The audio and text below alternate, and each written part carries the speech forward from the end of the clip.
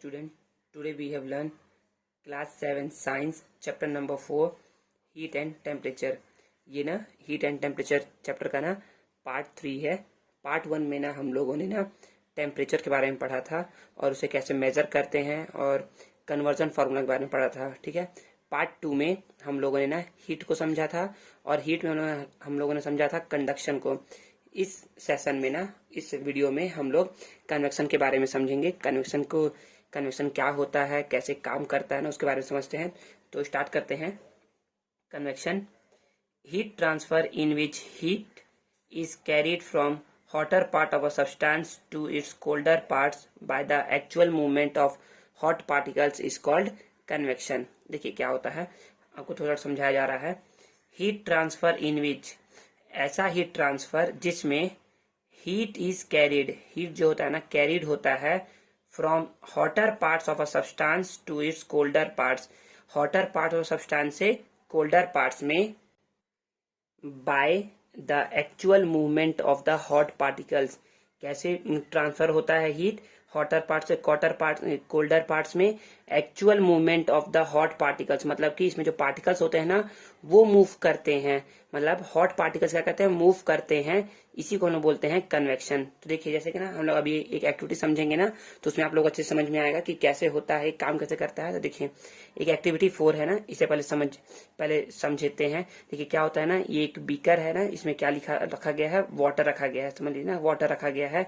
और क्या कर रहे हैं ना, इसमें हम लोग एक कॉपर सल्फेट ऐड कर दे रहे हैं। ठीक है ना, तो इसमें ना जो ये कॉपर सल्फेट डाला गया है ना वो ग्रीन और ब्लू कलर का होता है। जब ये हीटअप होता है ना तो क्या होता है कि ये ना आपको ना दिखेगा ना कि ये जो ग्रीन और ये ब्लू पार्टिकल्स है ना वो क्या हो रहे हैं, ऊपर जा रहे हैं, और जो कोल्डर पार्टिकल्स है ना जैसे वाटर के पार्टिकल्स वो क्या आ रहे हैं, नीचे आ रहे हैं। ठीक है, देखिए इसमें लिखा गया है observation, a current of warm green blue water is seen rising up. जो वार्म वार्म मतलब कि गर्म ग्रीन ब्लू वाटर है ना वो क्या हो रहा है, राइजिंग अप हो रहा है, मतलब कि ऊपर उठ रहा है, rising up. And current of cold water, और जो कोल्ड वाटर का करंट है ना, करंट मतलब ना कि वाटर, समझ लीजिए वाटर जो है ना, कोल्ड वाटर वो क्या हो रहा है, नीचे की ओर आ रहा है। Cold water moving downward, downward आ रहा है। कंक्लूजन, तो इसे उन्होंने समझा क्या, in liquid heat is carried from one part to another by the actual movement of the hot particles, that is convection. तो लिक्विड में क्या होता है, एक्चुअल मूवमेंट होता है पार्टिकल्स का। पार्टिकल जो होते हैं ना एक प्लेस से दूसरे प्लेस मूव करते हैं अपने हीट के, मतलब कि आप एक प्लेस से दूसरे प्लेस मूव करते हैं, और क्या होता है, हॉट पार्टिकल्स ऊपर जाता है और कोल्ड पार्टिकल नीचे आता है। तो ये इस मूवमेंट को हम बोलते हैं कन्वेक्शन। ठीक है ना, तो यहाँ पर वही लिखा गया है, only liquid and gases transfer heat by convection. तो केवल लिक्विड और गैसेस ही है ना जो क्या करते हैं, हीट ट्रांसफर करते हैं बाय कन्वेक्शन से। बिकॉज, क्योंकि इन देम, उनमें the particles are less densely packed, क्योंकि पार्टिकल क्या होते हैं, लेस डेंसली पैक्ड होते हैं। तो मैंने बताया था आप लोगों को सॉलिड में ना पार्टिकल जो होते हैं ना वो कुछ इस तरीके से होते हैं, ऐसा होते हैं ना पार्टिकल्स। एंड लिक्विड में क्या होते हैं, पार्टिकल ऐसा होते हैं, ऐसे होते हैं पैक। ठीक है, एकदम हल्के। और गैस में कैसे होते हैं, पार्टिकल्स ऐसे कुछ रहते हैं, एकदम हल्के रहते हैं, एकदम हल्के। ठीक है ना, are less densely packed and free to move. और जब वो गैस और लिक्विड में पार्टिकल्स क्या होते हैं, लेस डेंसली पैक्ड होते हैं, मतलब कि बहुत ही लूजली पैक्ड होते हैं। और क्या होते हैं, फ्री करने के लिए, मूव करने के लिए ना बहुत ही फ्री होते हैं, मतलब हल्का सा भी इनको हीट दे दिया गया ना तो क्या हो जाएंगे, अपने ये बॉन्ड को तोड़ करके मूव करने लग जाएंगे। ठीक है ना, solid can not transfer heat by convection, solid में ट्रांसफर नहीं हो सकता heat by the method of convection के through, because in solid the constituent particles can not leave their position, क्योंकि जो उनके कंस्टिट्यूएंट पार्टिकल्स है ना वो क्या करते हैं, अपना पोजीशन को मूव नहीं करते हैं, एक प्लेस दूसरे प्लेस नहीं जाते हैं। ठीक है ना, तो देखिए अभी हम लोगों ने एक्टिविटी 4 में पढ़ा था ना कि to show the transfer of heat in liquid by convection. तो अब हम लोग एक्टिविटी 5 में पढ़ेंगे to draw convection current in air. Activity 4 में हम लोगों ने ट्रांसफर ऑफ हीट पढ़ा लिक्विड में, अब हम लोग पढ़ेंगे ट्रांसफर ऑफ हीट गैस में ना, गैस में पढ़ेंगे, मतलब कि कन्वेक्शन ही पढ़ेंगे। कन्वेक्शन लिक्विड में भी पॉसिबल है और गैस में पॉसिबल है। कैसे, देखिए यहाँ पढ़े है ना, only liquid and gases transfer heat by convection. क्या होता है, लिक्विड और गैस हीट ट्रांसफर करते हैं कन्वेक्शन के थ्रू हीट का ट्रांसफर सॉलिड नहीं करते हैं। तो हम लोगों ने लिक्विड के बारे में तो पढ़ लिया एक्टिविटी 4 में। अब पढ़ेंगे एक्टिविटी 5 में हम लोग गैसेस के बारे में, मतलब कि एयर के बारे में, ठीक है ना। तो देखते हैं यहाँ पर बताया क्या क्या गया है। We see that the smoke of incense stick enter through the right chimney and comes out through the left chimney. देखिए, तो ये राइट साइड है और लेफ्ट साइड है ना। तो यहाँ बताया जा रहा है ना कि वी सी, तो मतलब यहाँ पर किया क्या गया है, एक बॉक्स लिया गया है, कार्टून बॉक्स समझ लीजिए, जो कि ट्रांसपेरेंट हो, ठीक है ना। उसमें 2 होल बनाया गया है, 2 होल है, ठीक है ना। उसमें एक में कैंडल लगा दिया गया है, मतलब एक कैंडल रख दिया गया है, उसे बंद कर दिया गया है। तो हम लोग देखेंगे ना ये कि we see that the smoke of incense stick enter through the right chimney. तो राइट चिमनी से क्या हो रहा है, स्मोक जो है ना, मतलब कि एंटर हो रहा है, क्या हो रहा है, एयर एंटर हो रहा है राइट चिमनी से, and comes out through the left chimney. और लेफ्ट चिमनी से क्या हो रहा है, इसका स्मोक बाहर जा रहा है। तो इसे पता क्या चला, कंक्लूजन, ऑन हीटिंग, जब ये हीटअप हो रहा है ना, air by the candle flame, candle जब एयर से कैंडल जब हम लोग फ्लेम लगा करके हीट कर रहे हैं ना, gas particles move upward, gas particle क्या हो रहे हैं, अपवर्ड मूव हो रहे हैं। तो याद रखिए, जब भी कोई चीज हल्की होती है ना, तो क्या होती है, या सिंपल, जब भी कोई चीज ना, किसी चीज का अब वार्म करेंगे ना, गर्म करेंगे ना, तो क्या हो जाएगी, वो हल्की हो जाएगी और वो ऊपर जाएगी, ठीक है ना। समझ में आया। तो वैसे ही होता है, गैस के पार्टिकल्स भी क्या होते हैं, बर्न होने के बाद ना हल्के होते हैं और कहाँ जाते हैं, ऊपर जाते हैं, move upward. And the colder air from the right chimney, और जो कोल्ड एयर है ना, वो ठंडी है, तो कहाँ आएगी, वो नीचे आएगी, क्योंकि देखिए यहाँ पर प्लेस खाली हो गया ना, इस प्लेस को भरने के लिए क्या कोल्डर एयर आती है यहाँ पर, ठीक है ना। Right chimney enter the box enter करती है।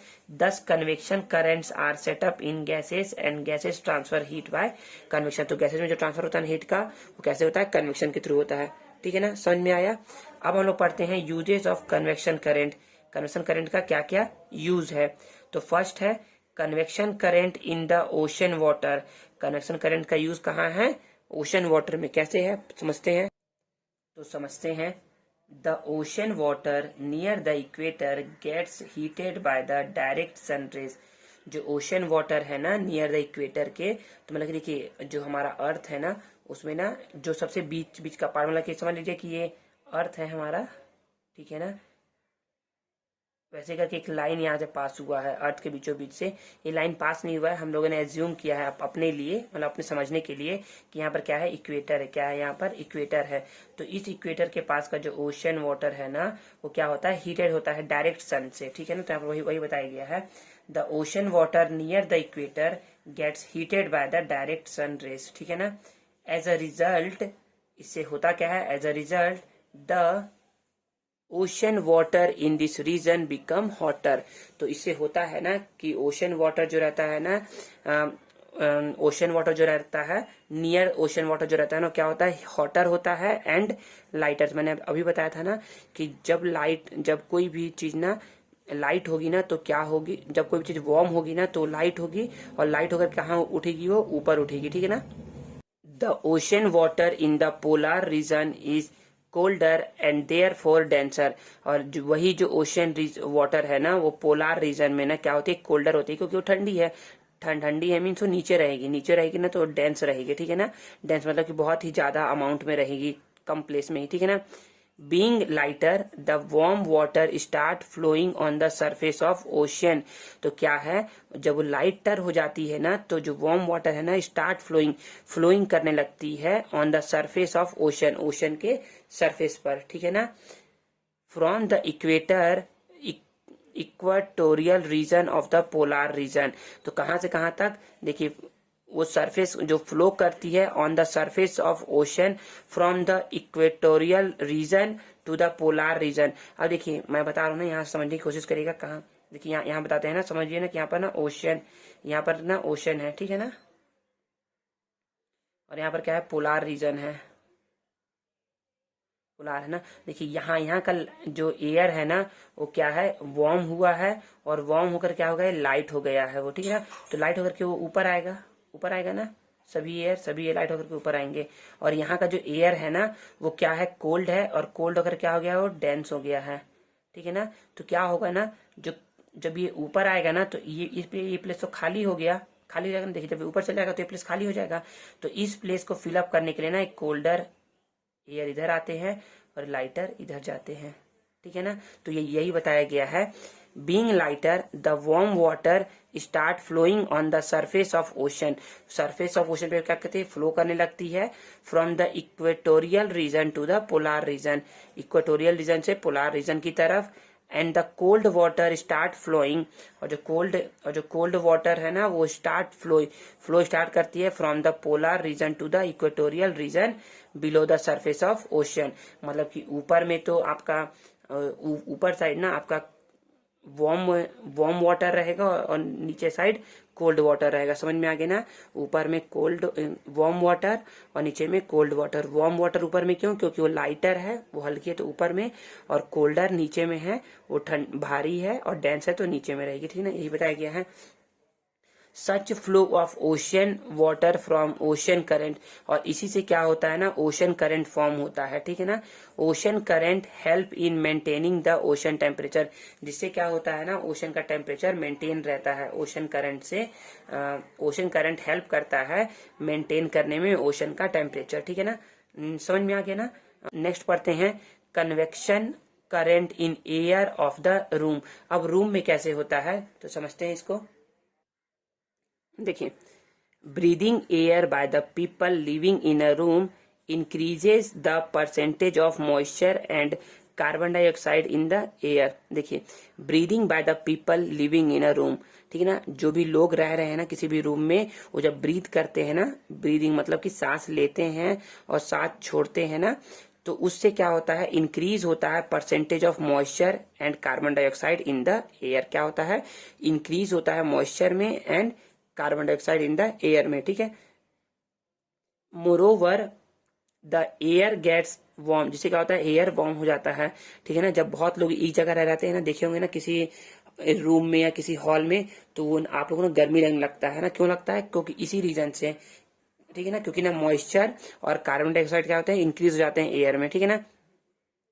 The moist and the warm air containing carbon dioxide, जो मॉइस्ट और वार्म एयर है ना, वो क्या कहते हैं, कार्बन डाइऑक्साइड को कंटेन करते हैं। Containing carbon dioxide is light and hence rises up, और जिससे क्या होता है, वो लाइट होकर के ऊपर उठता है। फिर समझिए, the moist and the warm air containing carbon dioxide is light and hence warm up, जो मॉइस्ट और वार्म एयर है ना, वो क्या कंटेन करके रखते हैं अपने में, कार्बन डाइऑक्साइड, जो कि लाइट होती है और वो क्या ऊपर उठती है, ठीक है। It then passes out of the ventilator, और क्या वो वेंटिलेटर के थ्रू कहाँ निकल आते हैं, बाहर निकल जाते हैं। इसीलिए बोला जाता है ना कि जब भी घर बनाओ ना तो क्या करो, प्रॉपर वेंटिलेशन रखो, ठीक है ना। This causes a drop in percent pressure with in the room, जिससे क्या होता है, प्रेशर में ड्रॉप होता है, रूम के अंदर के प्रेशर में ड्रॉप होता है। दस the cold and fresh air from the door and Windows flows in, और जो कोल्ड एयर है ना, वो क्या होती है, विंडो से और डोर के थ्रू क्या आती है, अंदर आती है, ठीक है ना। Thus, continuous circulation of air is maintained within the room by the convection current। तो क्या होता है, इससे ना कंटिन्यूटी बने रहती है एयर का। फ्रेश और कोल्ड एयर विंडो और डोर के थ्रू अंदर आता है और वेंटिलेशन के थ्रू वार्म एयर बाहर जाते रहता है, ठीक है ना। तो जैसा ओशन करंट के बारे में पढ़े थे ना, वैसा इसमें भी है, बस इसमें ओशन का पढ़े थे और पोलार रीजन के बारे में पढ़े थे, मतलब कि इक्वेटोरियल रीजन और पोलार रीजन में देखे थे, और इसमें देखे रूम में, ठीक है ना, रूम का देखे, ठीक है ना। अब नेक्स्ट है रूम हीटर के बारे में बताया गया है। Room heater are placed at the floor of the room. Room heater कहाँ प्लेस करते हैं हम लोग, फ्लोर ऑफ द रूम में प्लेस करते हैं, ठीक है। Air heated by the room heater goes up and the cooler air from the higher level comes down and gets heated to go up again. देखिए, यहाँ पर फिर से वही बताया गया है, जो रूम हीटर है ना, are place at the floor of the room, floor पे रखते हैं हम लोग, ठीक है ना, फ्लोर मतलब जमीन पे रखते हैं। Air heated by the room, और जिसे क्या करता है, जिसके सामने जहां पर हीटर लगे रहेगा ना, उसका वो क्या करेगा, वहां के एयर को क्या करेगा, हीटअप करेगा, ठीक है ना। Heat up air heated by the room heater goes up, और जो वहां का जो एयर है ना, वो क्या आएगा, ऊपर आएगा, क्योंकि वो गर्म हो गया है। एंड द कोल्डर एयर, और जो कोल्डर एयर है ऊपर में, वो क्या है, वो भारी है, मतलब कि वो हैवी है, तो क्या आएगा, नीचे आएगा। Colder air from the higher level comes down, नीचे आता है, एंड गेट्स हीटेड अप, और क्या होता है, वो हीटअप होता है, और फिर जो जब कोल्डर वाला हीटअप हो गया ना तो वो हीटअप होकर ऊपर गया, तो जो हीटअप होकर के ऊपर गया ना उसके कंपेरिजन में जो पहले गया था ना हीटअप होकर के ऊपर, वो क्या हो गया होगा, अब कोल्ड हो गया होगा, तो फिर सब नीचे आता है। तो यही सर्कुलेशन चलते रहता है, ठीक है ना। Thus the convection current are set up in the air and the whole room gets warmer, और यही चलते रहता है और जिससे क्या होता है, हमारा रूम गर्म बना रहता है, ठीक है ना। Then fourth, air conditioner are fitted at higher level on the wall of the room. आपने देखा होगा ना कि एयर कंडीशन जो होता है ना फिट होता है हायर लेवल पे, कहाँ पे, हमारे रूम के वॉल पर, ठीक है ना। क्यों हाई लेवल फिक्स होता है, पढ़ते हैं। Cold air from the air conditioner being heavier moves downward. तो जो कोल्ड एयर होता है ना वो जब एयर कंडीशनर से निकलेगा तो कहाँ आएगा, नीचे आएगा, और हमें क्या होगा, ठंडा फील होगा, ठीक है ना, downward. Therefore the hot air at the lower level being lighter moves upward. और जो हॉट एयर है ना नीचे में वो क्या होगा, लाइट अप रहेगा, तो वो कहाँ जाएगा, ऊपर जाएगा, ठीक है। And gets cooled and comes down once again. और देखिए तो यही बताया गया है ना कि जब एसी से जब ठंडा हवा निकला ना तो नीचे आया, ठीक है, और जो नीचे वाला जो गर्म एयर था ना, जो वार्म एयर था, वो ऊपर गया, ठीक है, फिर ये ठंडा होकर के फिर नीचे आएगा और फिर ये ऊपर जाएगा, तो यही चलते रहेगा, ठीक है ना, circulation. Thus the convection current are set up in the room and the whole room gets cooler faster। और ये कहता है फास्ट कूल होते रहता है, ठीक है ना। देन फिफ्थ है, ये फिफ्थ जो पढ़ेंगे ना ये बहुत इंपॉर्टेंट है। क्यों इंपॉर्टेंट है अभी समझ में आएगा। Convection current in the atmosphere. Atmosphere में कैसा कन्वेक्शन करंट होता है इसको समझते हैं। तो इसमें हम लोग पढ़ना है सी ब्रीज और लैंड ब्रीज के बारे में, ठीक है ना, अच्छे समझिएगा।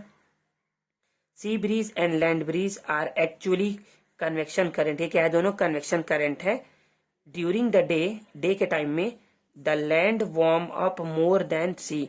जो लैंड होता है ना वो क्या बहुत जल्दी गर्म होता है सी के कंपैरिजन में। आप देखे होंगे ना जब भी आप कहीं पर मान लीजिए आप किसी नदी किनारे गए होंगे ना तो आपको ना नदी किनारे के पहले का जो सैंड मिला होगा ना वो क्या होता होगा, बहुत जल्दी गर्म हो जाता होगा। इसलिए लोग क्या कहते हैं, नदी किनारे जाकर के बैठते हैं ना कि उसके पैरों क्या मिले, ठंडे मिले ना, ठंडक मिले ना, इसीलिए। तो देखिए तो बताया गया है ना कि ड्यूरिंग द डे के टाइम में ना the land warm up more than the sea. Land जो होता है ना बहुत तेजी से वार्म अप होता है कंपेयर टू सी के कंपेरिजन में। The air over the land. अब देखिए एयर बहुत जल्दी गर्म हुआ है, इट मीन जो उसका एयर होगा ना लैंड के पास का जो एयर होगा वो वार्म अप होगा, और वो वार्म अप होने के बाद क्या होगा, लाइटर होगा एंड देन राइज अप करेगा, okay. The air over the land become hotter and rise upward, ठीक है। To take its place the colder air from the sea moves toward the land. और जो कोल्डर एयर होता है ना वो क्या होता है, जो ओशन के ऊपर का जो एयर रहता है ना वार्म अप एयर, वो कंपेयर टू लैंड के वार्म अप एयर से क्या होता है, कोल्ड होता है। इसलिए क्या करता है वो आता है उस ओशन से, वो कहाँ आता है, लैंड की तरफ मूव करता है, ठीक है ना।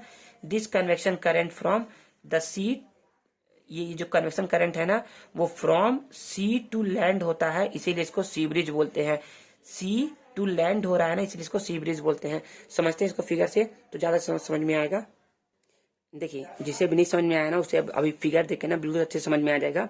देखिए क्या इसमें बताया गया है ना, देखिए यहाँ पर लैंड को शो किया गया है और यहाँ सी को शो किया गया है, ठीक है ना। देखिए तो लैंड के जो नियर का जो एयर है ना, मतलब कि ये लैंड है समझ लीजिए, तो लैंड के पास का जो एयर है ना वो क्या होगा, बहुत जल्दी वार्म अप होगा। क्यों, क्योंकि लैंड बहुत जल्दी वार्म अप हुआ है तो ये क्या करेगा, अपना हीट एयर को दे देगा, ठीक है ना। एयर को मिल गया तो एयर को जब हीटअप मिला ना तो एयर क्या हो गया, हीटअप होकर के लाइटर बन गया, तो कहाँ आ गया, ऊपर आ गया, ठीक है ना। अब देखिए अब सी को देखिए, यहाँ पर मैं सी का दिखा रहा हूँ ना, सी का जो एयर है ना वो क्या होगा, कंपेयर टू लैंड क्या होगा, बहुत देर में क्या होगा, वार्म अप होगा। तो ये जो था ना ये वाला, ये वार्म अप होकर के ये भी ऊपर आएगा, लेकिन कंपेयर टू ना लैंड के एयर के क्या हो जाएगा, कूलर होगा। तो लैंड एयर क्या करेगा, लैंड एयर जो है ना वो ऊपर रहेगा और जो सी का जो एयर है ना वो नीचे रहेगा। तो ये क्या करता है, जो सी का जो नीचे है ना ये कहाँ मूव करता है, ये लैंड के पास मूव करता है, और लैंड वाला जो है ना वो सी की तरफ मूव करता है। देखिए तो सी वाला एयर जो लैंड की साइड मूव किया और लैंड वाला सी के साइड मूव किया। तो यहाँ पर वही बताया गया है कि लैंड जब सी वाला एयर जो होता है ना कोल्ड एयर वो मूव करता है ना लैंड की तरफ, तो इसी को बोलते हैं सी ब्रिज, ठीक है ना। शायद समझ में आ गया होगा आप लोगों को, ठीक है ना। देखिए यहाँ पर वही दिखाया गया है कि warm air over land rise, cooler air over seas move toward land. मतलब कि जो कूलर कूलर एयर है ना, जो ठंडा एयर है ना, वो क्या ओवर सी, जो सी के ऊपर है, वो मूव करता है टुवर्ड लैंड, लैंड की ओर मूव करता है, ठीक है ना। देखिए यहाँ पर और समझते हैं सी ब्रीज आफ्टर सनसेट, और जैसे ही जब सनसेट होता है ना, ये अभी हम लोगों ने पढ़ा था डे के टाइम का, कि डे के टाइम पे ऐसा होता है। आफ्टर सनसेट, जब सनसेट होता है ना, उसके बाद the land lose heat faster than the sea water, और लैंड जो है ना बहुत फास्टर वार्म भी हो रहा था, अब क्या है बहुत फास्टर कूल भी हो रहा है, मतलब कि अपना हीट को लूज कर रहा है। The land loses heat faster than the sea water से फास्टर क्या करता है, लूज करता है हीट को। और देखिए अब क्या कर रहा है, लूज कर रहा है ना, एज अ रिजल्ट इससे होगा क्या, द एयर ओवर द सी, जो सी के जो ऊपर का जो एयर है ना over the sea is warmer at night, क्या होता है वार्म होता है नाइट में। The air over the sea being warmer rise up and take its place, cooler air from the land start moving toward the sea. देखिए यहाँ पर फिर से बताया जा रहा है, समझिए इसको अच्छे से। देखिए जब लैंड का ना, जो लैंड का जो एयर था ना, मतलब जब लैंड जब ठंडा हुआ ना ड्यूरिंग सन, मतलब कि सनसेट के बाद, तो क्या हुआ, लैंड अपना हीट लूज करते गया, ठीक है। तो लूज कर रहा है, इट मीन्स वो ठंडा होते जा रहा है, ठीक है ना, तुरंत तुरंत। लेकिन जो सीज का जो एयर है ना, जो नियर का जो एयर है, वो तो अभी गर्म ही है, ठीक है ना। तो क्या है, देखिए ये भी गर्म है और ये क्या है ठंडा हो गया है। तो जो गर्म हुआ है ना वो तो ऊपर आ गया, और जो ठंडा है वो तो अभी नीचे ही है, ठीक है ना। तो यहाँ पर यही बताया गया है कि अब जो है ना, जो ना कोल्ड एयर, अब वो कोल्ड एयर ना लैंड से मूव करता है सी में, और जो लैंड से मूव करता है सी में, और जो सी के ऊपर का जो एयर है ना वो मूव करता है सी टू लैंड में। तो देखिए लैंड से मूव कर रहा है ना कोल्ड एयर, लैंड से मूव कर रहा है कोल्ड एयर, इसलिए इसको बोलते हैं लैंड ब्रिज बोलते हैं, ठीक है ना। तो यहाँ पर वही लिखा गया है, एज अ रिजल्ट इसे होता क्या है, the air over the sea is warmer at night, क्या होता है नाइट के समय ना जो सी के ऊपर का जो एयर होता है ना वो वार्मर होता है, गर्म होता है, कंपेयर टू लैंड के ऊपर का जो एयर रहता है उसके कंपेरिजन में, ठीक है ना। The air over the sea being warmer rises up, जो एयर के ऊपर का जो सीज के ऊपर का जो एयर रहता है ना वो वार्म होकर के राइज अप होता है, and to take its place cooler air, और इसका प्लेस वो कौन ले लेता है, जब ये राइज होकर के ऊपर हो गया ना, तो ये जो कूल एयर जो लैंड के ऊपर है ना वो आ जाता है इसके पास में, ठीक है ना। Cooler air from the land से start moving toward the sea, land से मूव करता है सी की तरफ। The convection current from the land to sea is called land breeze, इसी को बोलते हैं लैंड ब्रिज, ठीक है ना। यहाँ पर वही दिखाया गया है, वार्म एयर ओवर सी राइज, मतलब सी राइज के ऊपर वार्म एयर है। तो देखिए जब ये ऊपर जाएगा ना, जब ये ऊपर जाएगा वार्म अप होकर के, तो ये प्लेस तो खाली हो गया। तो अब इस प्लेस को भरने के लिए ना जो जो यहाँ का जो कूलर एयर है ना वो क्या करते हैं, यहाँ से इधर मूव करते हैं, यहाँ से इधर की ओर मूव करते हैं, ठीक है ना, समझ में आ गया। तो यही है लैंड ब्रिज। देन लास्ट है, डिड यू नो, क्या आप जानते हैं, mercury is a liquid, mercury क्या है, एक लिक्विड है, but it can conduct heat because it is a metal, mercury एक लिक्विड है लेकिन वो क्या करती है, हीट को कंडक्ट करती है क्योंकि वो क्या है, एक मेटल है। मरकरी अब लिक्विड कैसे है, देखिए मरकरी जो ना थर्मामीटर रहता है ना, पुराने टाइप का जो थर्मामीटर था ना, जिसको ना जिसमें एक लिक्विड रहता होगा अंदर में, जिसे आप देख सकते होंगे, तो वो मरकरी रहता है। वो ना रूम टेम्परेचर पे क्या है, अभी इस टेम्परेचर पे क्या है, वो लिक्विड रहता है, ठीक है ना। तो मरकरी क्या है, एक लिक्विड है, और वो क्या करती है, हीट को ना कंडक्ट करती है, मतलब कि हीट को अपने में से फ्लो होने देती है, because it is a metal, क्योंकि वो एक मेटल है, ठीक है ना। तो यहाँ हमारा पार्ट 3 ओवर होता है। यदि आपको पार्ट 3 में कोई भी प्रॉब्लम हुआ होगा ना तो आप मुझसे पूछ सकते हैं, ठीक है ना, मैं उसे सॉल्व करने की पूरी कोशिश करूंगा, ठीक है। तो नेक्स्ट वीडियो में ना हम लोग, जो कि हमारा पार्ट 4 होगा, उसमें हम लोग रेडिएशन के बारे में पढ़ेंगे, ठीक है ना, रेडिएशन को समझेंगे।